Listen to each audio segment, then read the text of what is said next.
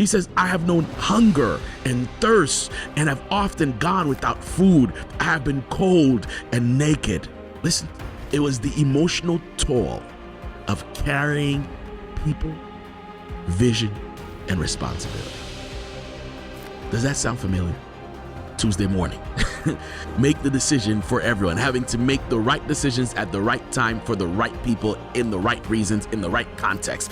I am struggling. I don't know what to do. You're still called to do the thing. So go do it. It's okay to be in pain as a leader when we believe that something greater is coming out of our pain. It gives us the ability to process the pain well. This is The Deep Dive with Jose St. Fard. Welcome to The Deep Dive. This is the podcast for leaders, dreamers, and changemakers who want to make a lasting impact in the church, in culture, and in business. Today, we're talking to leaders who are dealing with silent pain. I'm your host, Jose St. Fard, and perhaps you've been dealing with deep disappointment. Perhaps you've been dealing with discouragement, discontentment, wondering if you're still called to do the thing that once lit you up. Perhaps you're dealing with pain that you have never outed or shared with anybody. Today, this is for you. We are talking about leadership pain. Every leader carries something: vision, people. You have to have the burden of taking care of those around you in the organization, making sure their strategy, understanding where the market is going, trying to understand what's next for the organization. And every leader has to do that while maintaining a sense of healthiness. And often leaders are bleeding while building. Often leaders have to have the emotional capacity to keep building while still bleeding. And today I want to talk to you as a leader who perhaps have been dealing with leadership pain. In my own leadership and in my own life, I've dealt with betrayal. I've dealt with disappointment. I've dealt with being misunderstood. And it's carried a sense of leadership pain for me that I've learned how to navigate. And I want to share a little bit about it with you. I want to take a look at Paul, the follower of Jesus. He talks about his own leadership. For those of you who are people of faith, you know that on this podcast, we're talking about leadership from a faith perspective. And I want to dive in here. Paul is talking to the people of Corinth, and he's sharing about his own leadership. And he's gotten to the point where he even says, forgive me for acting such a fool. He's just frustrated, and he's dealing with people who perhaps miss the point, miss how much he's had to put in as a leader. And every leader gets to that point where they're fed up. They're tired. They've been dealing with this over and over again, and they've reached the burning point, the burnout point. And here Paul in 2 Corinthians is dealing with that. I want to read that to you. Listen to this. This is 2 Corinthians chapter 11, and verses 27 and 28. And Paul has already talked about being shipwrecked. He's talking about danger that he's had to deal with. He's talking about pain he's had to carry. And here's what he says: I have labored. This is a leader. He's saying, I've labored. I've worked hard. I have labored and toiled, and have often gone without sleep. Does that sound familiar? Have you had sleepless nights as a leader?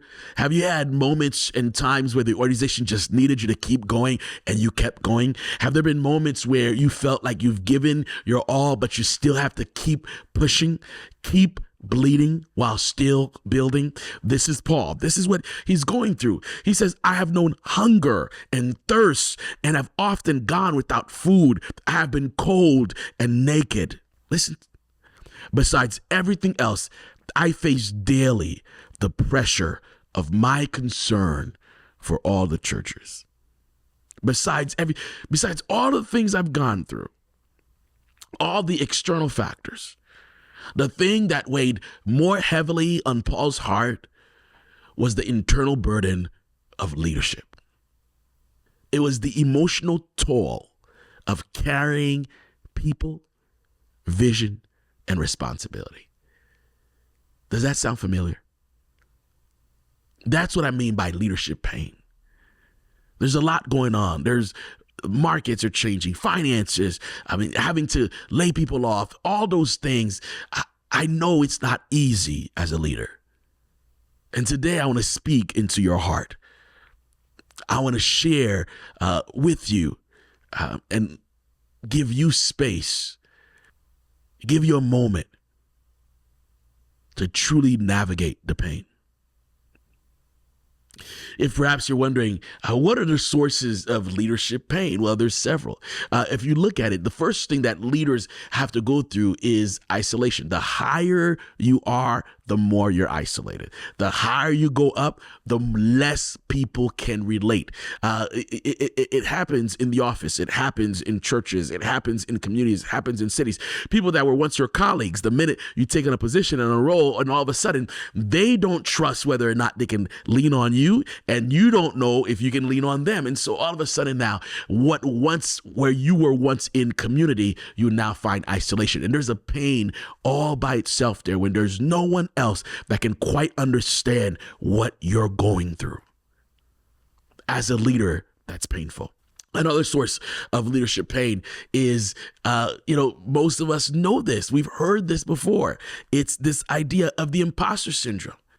The imposter syndrome is that this idea of wrestling with the fear of not being enough,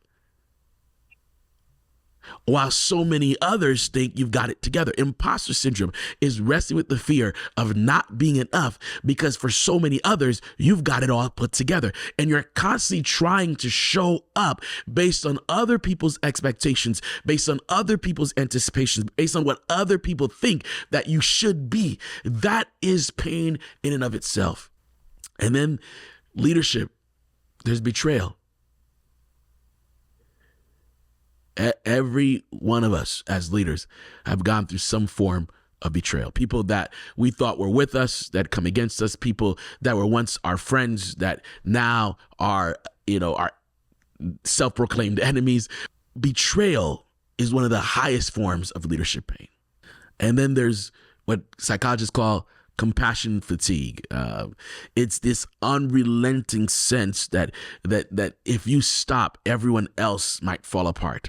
And then there's emotional labor, constantly showing up, constantly having to be the strong one, constantly having to have it together, constantly having to show the vision, constantly having to be the one that maintains calmness, constantly having to be the one that maintains peace in the middle of chaos. This is pain. This can carry pain.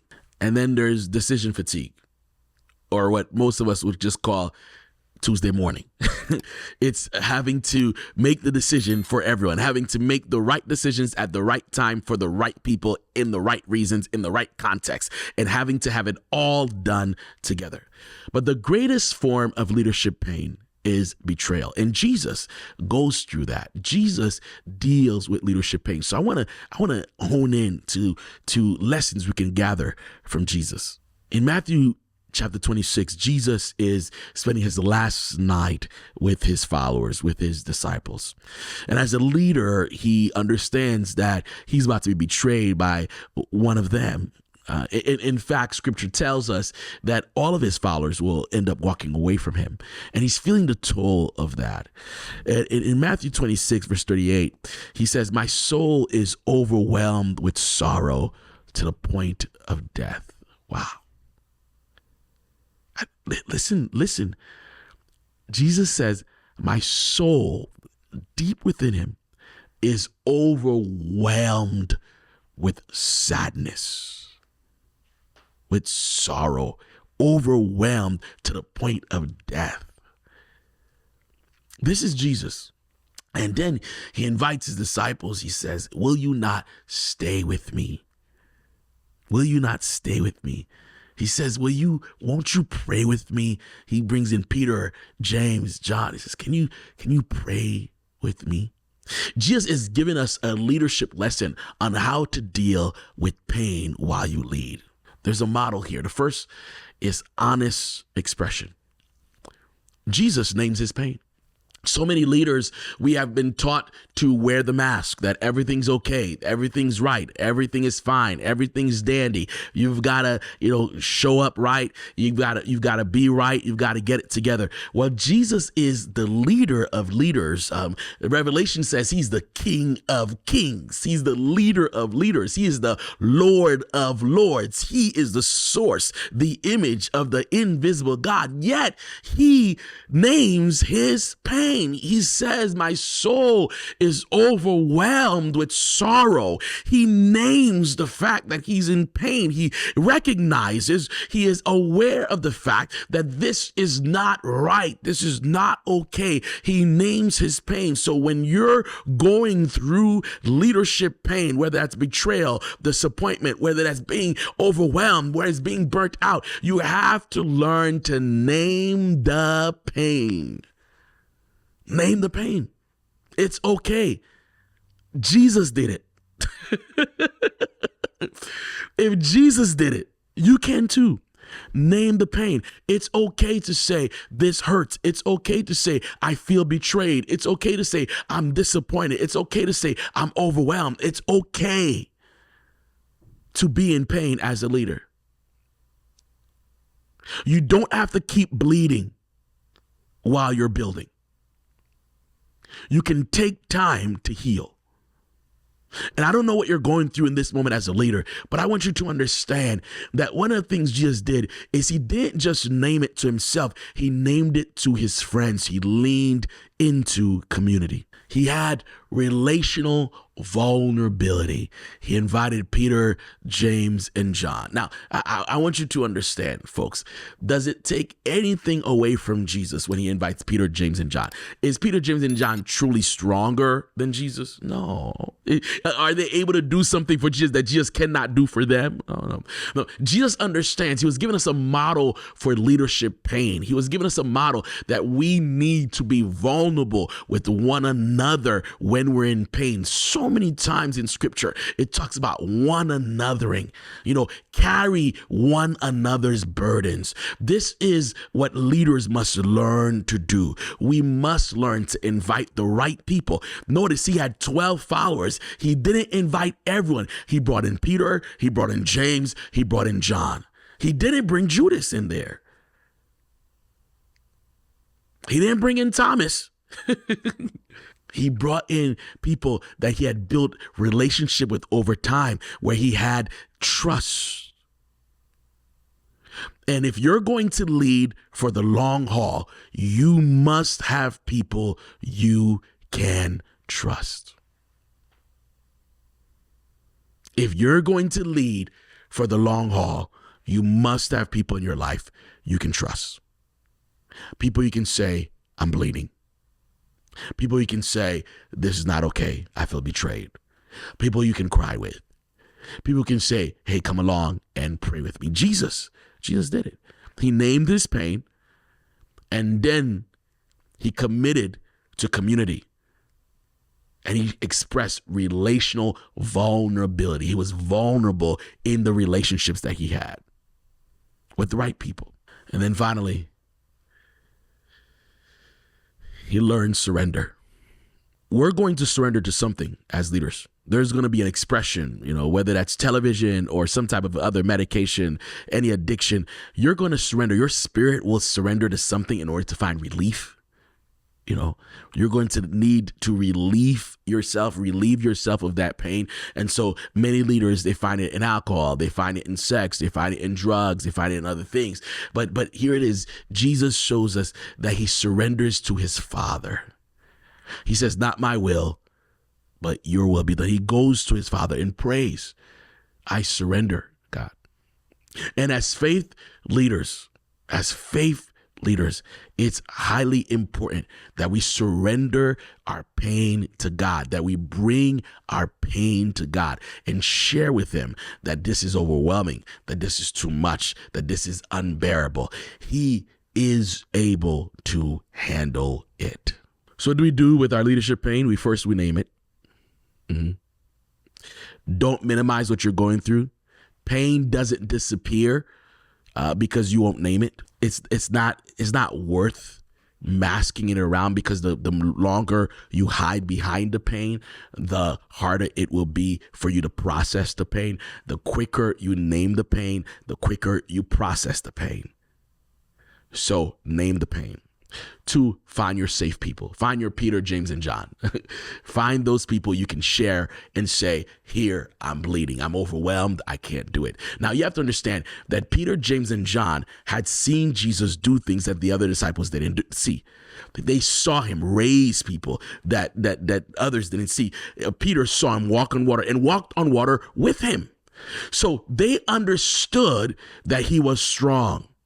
And so they recognized that if he was sharing them, he was showing them their pain. It wasn't a sign of weakness, but it was a sign of strength. He was strong enough to say, I'm struggling. And I don't know who you are today, but there's got to be someone you can call and say, I am struggling. I don't know what to do. I hope you can find that community, and then anchor yourself in grace. Remember that you are enough, that you are beloved, that you are loved by your Father as a leader. It's important to remember that the metrics that the company is using, the metrics that your organizations are using, the metrics that the church is using, they are not the metrics that God uses. Before Jesus did anything good or bad, God said, this is my beloved Son in whom I am well pleased. You are a source of pleasure for the Father, not because of what you've done, but because of who you are. Because of who you are, God has found joy in you. So stand in grace, and then make space to grieve. You have to, as a leader, grieve the vision that didn't come. Grieve the people that walked away. Grieve the friend that's no longer a friend. Grieve the strategy that did not come together. Grieve the organization that fell apart. You've got to take space to grieve, to process the pain, to give the pain room enough to heal. And then finally, lead from your scars, not from your wounds. Lead from your scars, not from your wounds. You see, here's the thing. When I am wounded, any little thing hits me. When I have not yet processed my pain, when I have not yet healed with my pain, if I don't have the emotional capacity to really deal with the pain I'm going through, here's what happens. Any little thing will trigger me. But when I have been hurt, processed, and scarred, there's this thing it's harder to hurt that area again. Now that becomes a platform for me to heal other people. It becomes a platform for me to share my story and bring good out of it. It becomes a platform for me to create success. So lead from your scars, not from your wounds. Deal with the wounds. Process the pain. And finally, let me leave you with this. Hebrews 12 verse 2 says, for the joy set before him, he endured the cross. For the joy set before him, he endured the cross. Leadership is cross-bearing. You are bearing the burden of responsibility, the burden of visioning, the burden of carrying the weight of the organization, but it's also joy-bearing. There is joy on the other side of the cross. If you stick it out, there you will see joy on the other side. The path is painful, but there is a joy ahead. And that joy isn't because you were unbreakable, but because you were faithful. You kept leading well. You kept loving well. You invited others into the pain. You healed. You worked with the pain instead of working against the pain. You led well even when it hurt. So if you're carrying pain today, here's what I want you to understand, you are not weak. You are not a failure. You are not disqualified. You're human, and you're still called. You're still called to do the thing. So go do it. Get the help you need. Name the pain. Lean into the right people. And here's the good news. It says God is near to the brokenhearted. So in your pain is where God is nearest. In your pain, this is where God is nearest. The scripture says that God is long suffering. In fact, all of our suffering is just being invited into the suffering of God. God has been suffering as a leader, not seeing the world as it's meant to be. And yet he's continued to lead. And God invites you to know that there is joy on the other side. He is near the brokenhearted. He is with you. He will not forsake you. He will not leave you. You will get through this. I remember a moment in my own leadership where I felt incredibly betrayed. I felt like the pain was going to last forever. I had a team that supported me and cared for me and surrounded me. I was able to cry, yell, scream, grieve. They prayed with me. I remember one lady from our church at the time called me one day and said, "Pastor, you're going to get through this." She prayed with me. We spent time praying together. That gave me comfort and strength. And through her prayers, everything shifted. I knew that this too shall pass. And that's what I want you to understand.